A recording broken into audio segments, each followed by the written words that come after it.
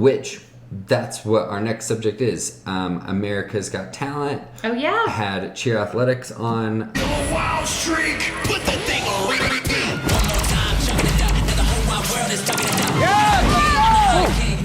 A couple of their episodes, Very cool. working through the process. So most recently, I believe, was the semifinals, which was filmed at the cheer athletics headquarters, and so they put up like all the banners, and they had awesome camera work It and looked lighting. awesome. I remember asking you while we were watching it, like, holy crap, they went to this place and they set up a full spring floor, and you're like, no, they just shot it at the gym. I was like, okay, that makes a lot more sense, because you and I have set up many a spring floor, and that is the worst job you can ever do, is setting up and tearing down a spring floor. It's bad. At 6 a.m. and then tearing it down at 2 a.m. Like, it's the worst. Yeah. So luckily that spring floor is already there. Perfect. I maybe just gave it a vacuum, heavy lint roll, so It looks great. Looked nice and the big HD. banners looked beautiful. Yeah. So America's Got Talent, you know, it's a talent show.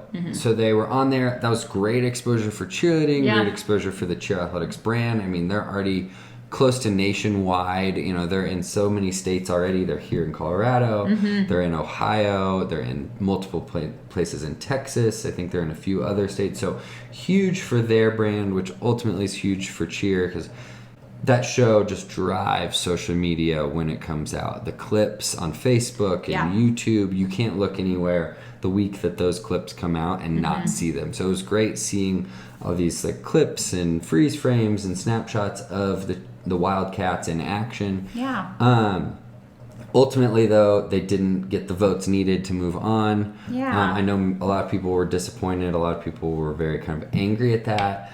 And as somebody that kind of watched it all, I will say I didn't think that they were going to move on. Not because what Wildcats were doing wasn't good. It's not that it wasn't impressive. No, everything was very impressive. I mean, shoot, they were doing stuff that in a competition would be illegal, but in a performance for TV, there's no rules. There's no rules. Go crazy. Be I safe. mean, kind of a weird flex, though. Right? But also impressive. Yeah, you're in a competition to showcase your talent. Yeah. So, I mean, I think they were just going for the flashiest of, okay, if these judges and these viewers have no background of cheerleading whatsoever, we have to do the most to catch their attention. Let's so wow them. I think they absolutely got to check that off and did their job there. Totally. It was a good routine. I loved the timing. I loved everything choreographed. It was very cool. Yeah, I mean, doing stuff you can't even do in college. Just Yeah. 3 high, double back baskets and stuff. Pretty sure I've seen triple fulls. Yeah, triple fulls.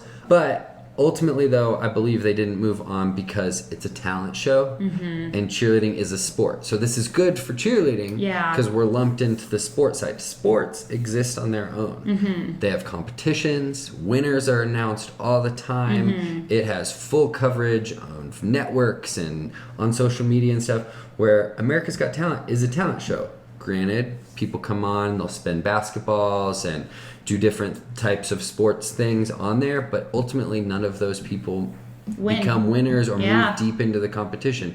And so I think that sports effect is what ultimately brought the Wildcats out of the competition. Oh, so not really anything they did. Exactly, because viewers are like, that's great, that's impressive, but singers and dancers don't have their own competition level. That's America's Got Talent. Yeah. Is what our cheer world is And that's for them. too bad, but that does make sense, because when you were like, I'm not really surprised they didn't move on, and I was like, well, I kind of was, because it was an awesome routine. it was a crazy routine. Exactly. It was a crazy routine. So I know that just watching that as a former cheerleader, I'm like, I don't think I could get my body to move as fast as those kids were. Right. I say kids. Some of those people are my age, but athletes. It was impressive. It was. So I was confused, like, why wouldn't they have moved on, especially thinking it was done by votes. So, like, they've got to have all of their gyms all over the country. Totally. All these kids ages 2 and up,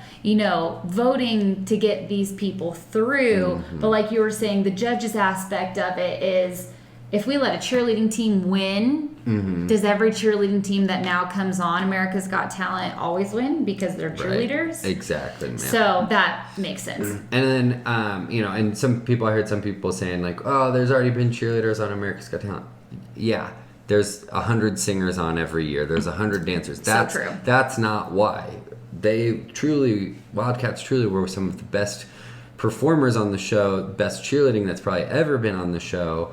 But I think what I'm calling the sports effect is why they ultimately didn't move on, because sports exist in their own realm, which is great because the Wildcats are the top in our sport. They are very renowned. They are very talented. Some of the best athletes in the So world. ultimately, though, super cool to just see it mainstream. I know Monica from Navarro is going to be on the next season of Dancing with the Stars. I'm so excited for that. So cheerleading is just out there. Obviously we've been at this podcast for over the last year, and multiple times throughout we've talked about cheer. You ready for this? Who live is us? Who lit is this? Who real is us? We too legit. We are M-A-R-K-T-A